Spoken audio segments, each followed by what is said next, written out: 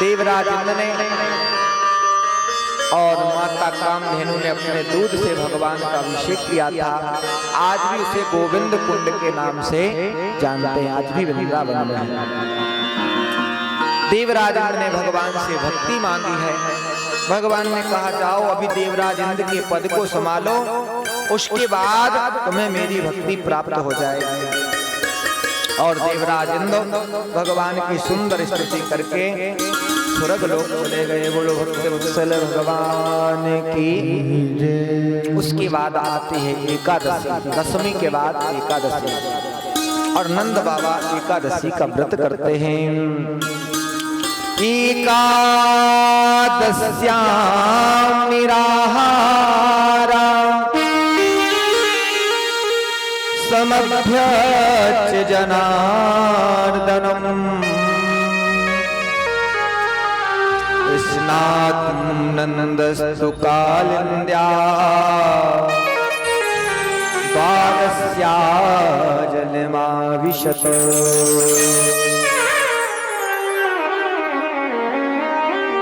एकादश्यां तु निराहार, एकादशी का व्रत करना चाहिए। वैष्णवों में 3 निष्ठाएं होनी चाहिए। पहली निष्ठा एकादशी निष्ठा, एकादशी का व्रत करना चाहिए, क्योंकि एकादशी को हरिवासर, हरि का ही दिन कहा गया है। दूसरी भगवान के नाम की निष्ठा, भगवान का नाम जो भी आपको अच्छा लगे, प्रिय लगे, उस नाम को नित्य प्रति प्रातः काल की बेला में 10 मिनट, 15 मिनट, आधा घंटा, जितना भी समय मिले, भगवान के उस नाम को गाना चाहिए, जपना चाहिए। देखिए सुबह सुबह आपका मन गाने का अवश्य होगा। सुबह सुबह मन परम प्रसन्न रहता है, तो सुबह सुबह गाने का मन अवश्य बनता है। इसलिए स्नान करके, और स्नान ना भी कर सको यदि घर में काम काज है, तब भी भगवान के नाम को अपना काम भी करते रहो और भगवान के नाम को गुनगुनाते भी रहो। भगवान का नाम गाओगे तो क्या होगा, उससे कल्याण होगा। करते कर्म करो विधि नाना, मन राखो जहाँ कृपा निधाना। तन से कुछ भी करते रहो, लेकिन मन यदि भगवान के चरणों में लगा रहेगा तो तुम्हारा कल्याण हो जाएगा। इसलिए भगवान की नाम निष्ठा होनी चाहिए। तीसरी निष्ठा है तुलसी निष्ठा। तुलसी जी की सेवा पूजा अपने घर में अवश्य करनी चाहिए, क्योंकि तुलसी जी जिस घर में निवास करती हैं, तुलसी जिस घर में निवास करती हैं, उस घर में कभी दरिद्रता नहीं आती। इसलिए तुलसी जी की सेवा पूजा अपने जीवन में अवश्य करनी चाहिए। और तुलसी जी के घर में रहने से वातावरण पवित्र रहता है।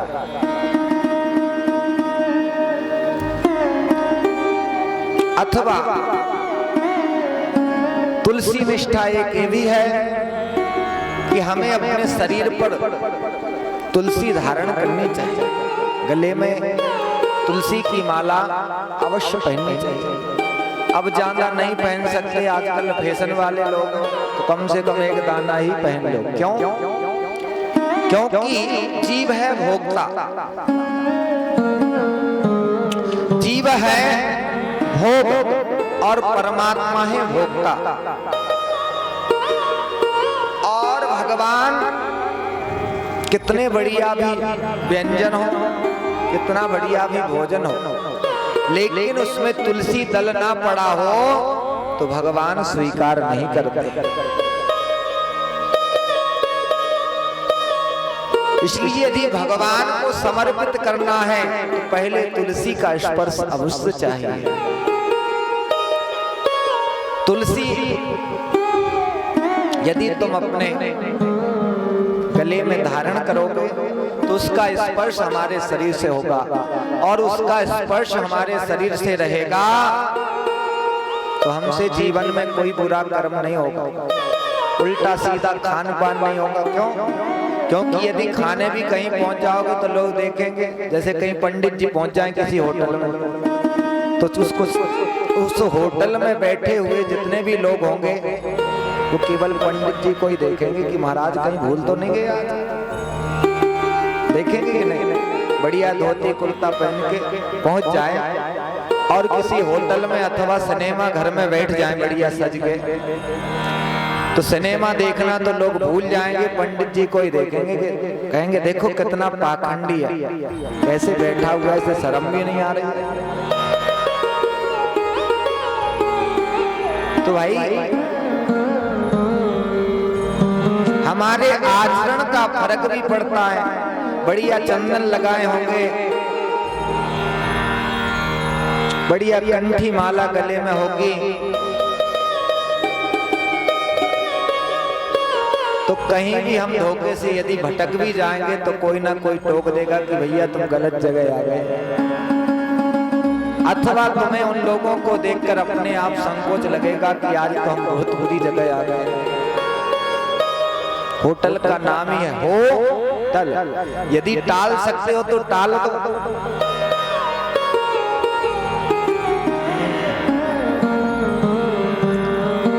तो ब्राह्मण शुभ का सूचक, इसलिए सब लोग उसे देख करके कहते हैं। तो भैया स्वरूप का फर्क अवश्य पड़ता है, इसलिए हमें अपने स्वरूप को बना करके रखना चाहिए। गले में तुलसी की माला, बढ़िया चोटी, मस्तक पर चंदन यदि हम लगाए रहेंगे तो हमसे कभी कोई बुरा कर्म होगा।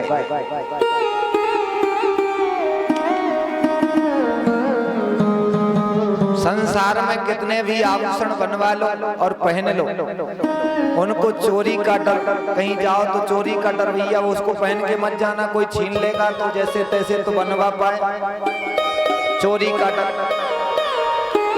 ज्यादा दिन पहन नहीं सकते, बोले इतना सोना पहन के रहोगी तो गांव के लोग क्या कहेंगे, इतना सोना चांदी इसके पास, कभी डकैती भी पड़ सकती है।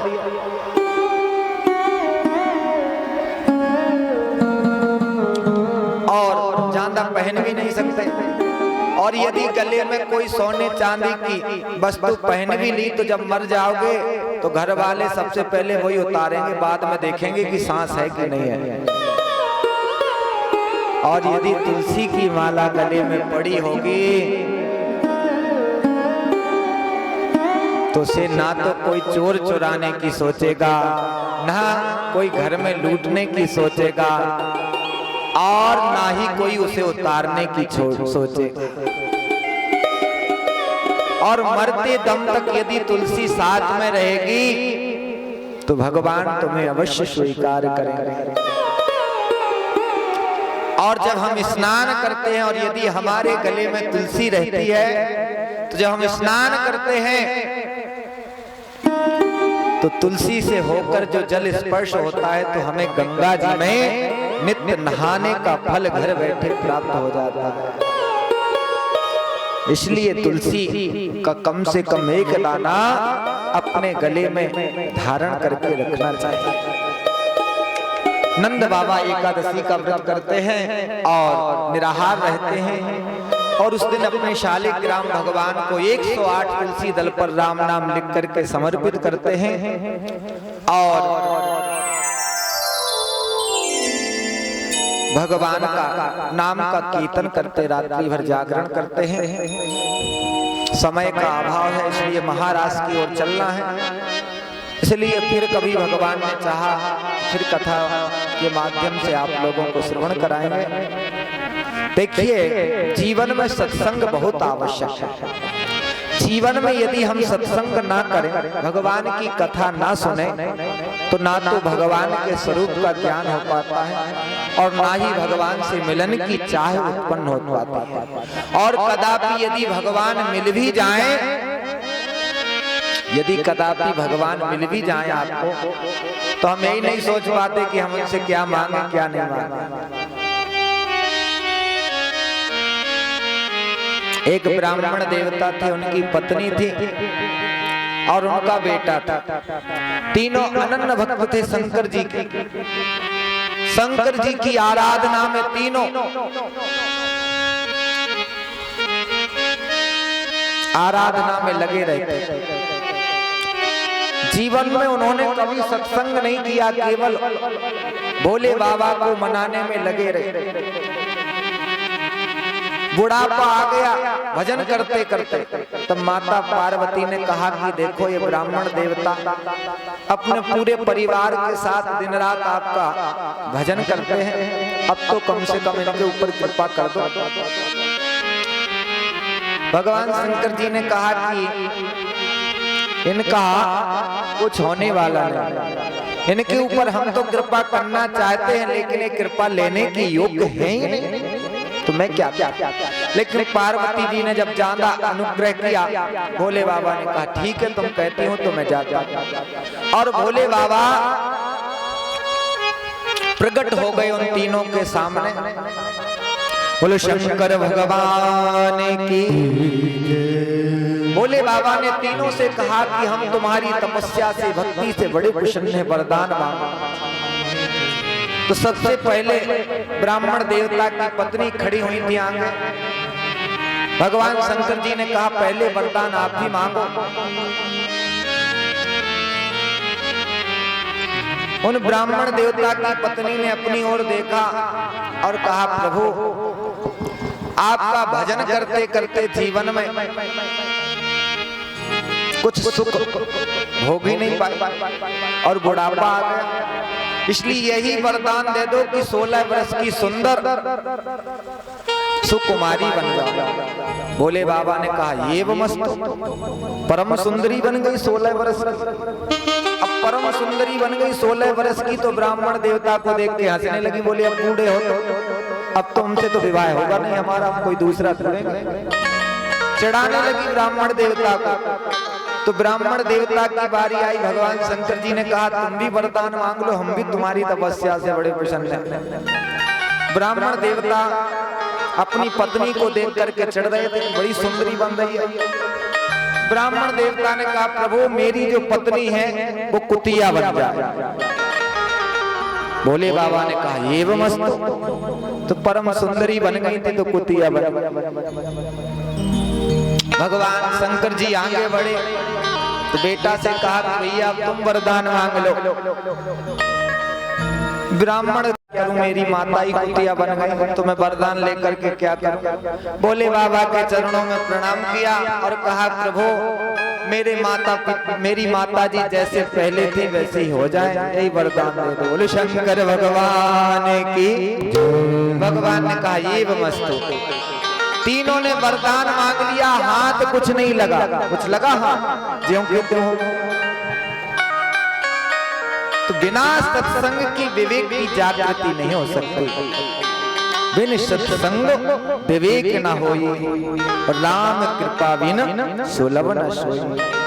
तो भैया सत्संग अवश्य करना चाहिए, जीवन में कथा भगवान की अवश्य सुननी चाहिए। और भगवान की कथा सुनोगे और यदि भगवान मिल जाएंगे तो फिर भगवान से ऐसी कोई वस्तु मांगोगी नहीं, भगवान से भगवान की भक्ति ही मांगोगे। बोलो भक्त वत्सले भगवान की।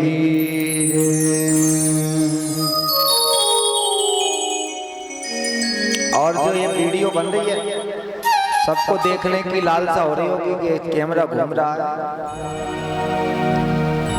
तो फेसबुक पर सिद्धपीठ गुफा सरकार धामना उस पर चल रही है। अभी यहाँ पर नेटवर्क नहीं आता इसलिए लाइव नहीं चल पा रही है, लेकिन कथा जब पूरी हो जाएगी तो आपको घर बैठे यहाँ की कथा श्रवण करने के लिए प्राप्त हो जाएगी। YouTube पर गुफा सरकार धामना, रामवीर सरकार धामना भी डाल सकते हैं, इससे सर्च हो जाएगी।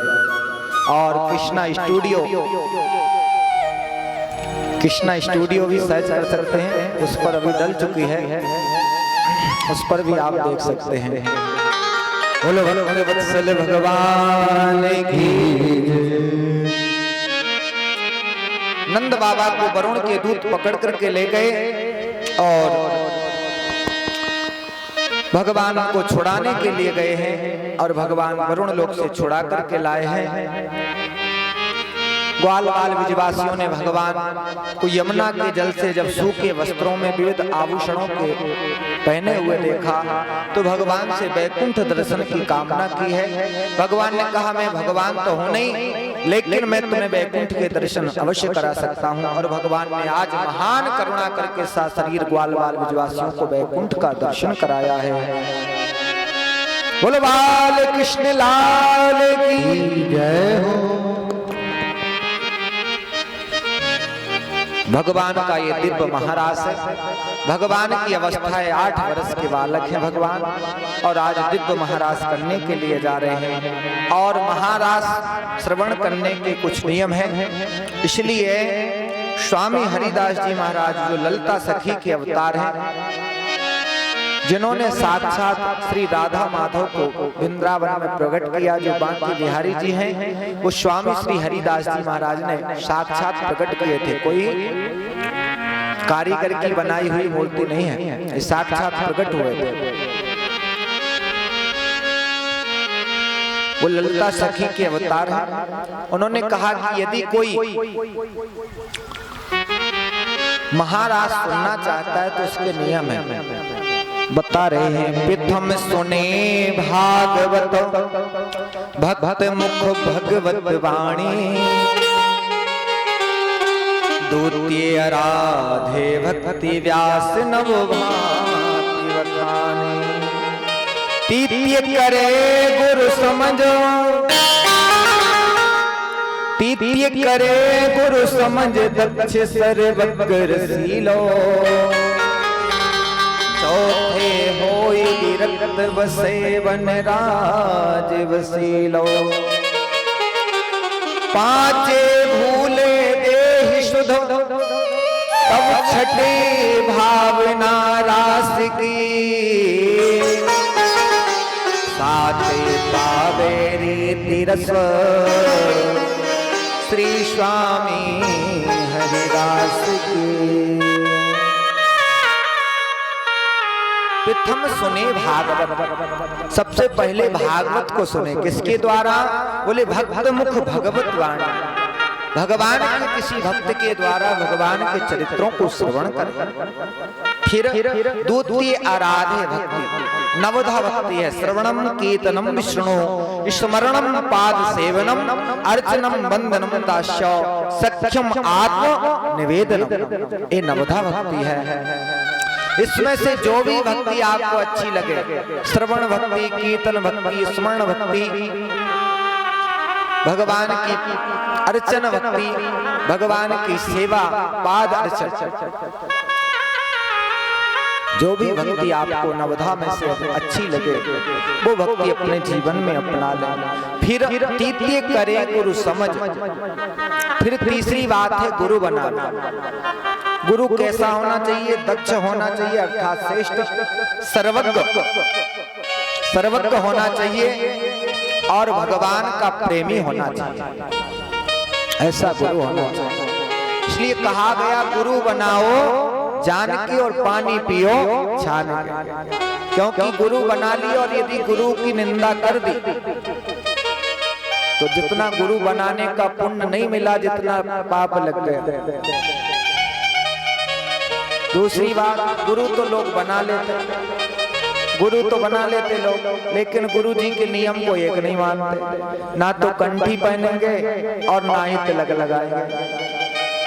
ऐसे चेला नहीं बनना चाहिए, नियम बनाना चाहिए। कम से कम कंठी पहनो, तिलक लगाओ और नित्य प्रति कम से कम एक माला भगवान की भजनी चाहिए, वरना दीक्षा लेने से लाभ ही क्या? अरे पहले जैसे थे आज भी वैसे गुंडा बने फिर रहे हो तो लाभ ही क्या? कल हमसे लोग कह रहे थे महाराज दीक्षा लेनी है, जिन्हें जिन्हें दीक्षा लेनी हो तो उनके लिए निर्धारित समय किया गया है। कल पूर्ण आहुति से पहले जिन्हें जिन्हें दीक्षा लेनी है वो पूर्ण आहुति से पहले यज्ञ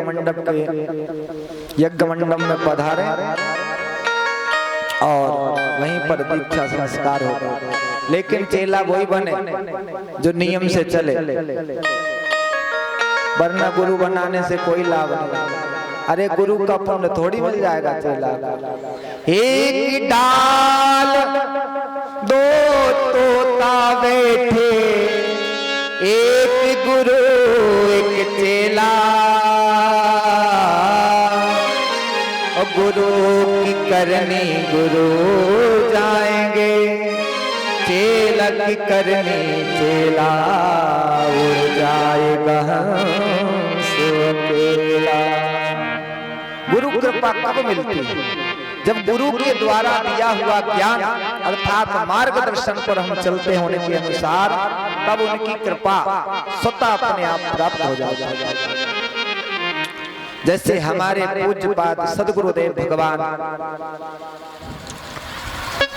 जिनका जीवन बिल्कुल साधारण, अब हम लोग बाल अवस्था में थे तो भोजन करते, आश्रम में रहते थे, संतों के बीच में ही बाल अवस्था बीती है पूरी। तो बड़े आलसी भी होते हैं बाल, चंचल स्वभाव, कभी कभी भोजन किए और झूठी थाली छोड़ करके खेलने भगत यमुना जी में तैरने चले गए। और जब कभी गंदे वस्त्र भी हो जाते थे तो धोते भी नहीं थे। तो गुरुजी जब देखते कि यहाँ गंदे वस्त्र पड़े हैं तो ब्राह्मण बालकों की झूठी थाली और उनके वस्त्र अपने हाथ से धो करके रख देते। ऐसा गुरु कहीं मिल सकता है? ऐसे बड़े दयालु जिन्होंने अपने जीवन में कभी ना ब्राह्मण बालकों पर अथवा किसी पर क्रोध नहीं किया और उनके पढ़ाए हुए